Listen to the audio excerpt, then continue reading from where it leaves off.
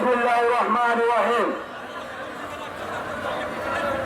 আজকে গাজায় মুসলমানদের উপর ইহুদি বাহিনীর নেতানিয়াহুর দূষর কর্তৃক নারী শিশু বৃদ্ধ কিশোরদের উপর নির্মম হত্যাযজ্ঞের প্রতিবাদে বাংলাদেশ জামায়াতে ইসলামী কর্তৃক আয়োজিত চট্টগ্রাম মহানগরীর আজকের প্রতিবাদ সমাবেশের সম্মানিত সভাপতি, সম্মানিত মহানগরী আমির, সাবেক জাতীয় সংসদ সদস্য আলহাজ শাহজাহান চৌধুরী, আজকের প্রধান অতিথি বাংলাদেশ জামায়াতে ইসলামীর কেন্দ্রীয় অ্যাসিস্ট্যান্ট সেক্রেটারি জেনারেল ইসলামী ছাত্র শিবিরের সাবেক কেন্দ্রীয় সভাপতি মাওলানা মোহাম্মদ শাহজাহান সহ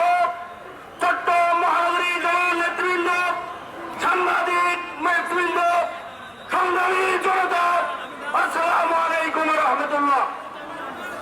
বন্ধুগণ, আপনারা জানেন ইহুদিবাদী গোষ্ঠী ফিলিস্তিনের গাজায় আমাদের মুসলিম ভাই বোনদের উপর, আমাদের শিশু কিশোরদের উপর নির্মমভাবে হত্যাযজ্ঞ পরিচালনা করছে।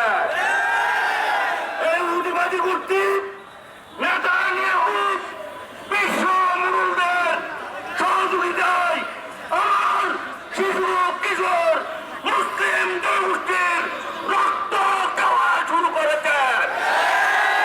আমরা আজকে বাংলাদেশের চট্টগ্রাম মহানগরীর এই সমাবেশ থেকে হত্যাকাণ্ডকে বন্ধ করার জন্য দাবি জানাচ্ছি।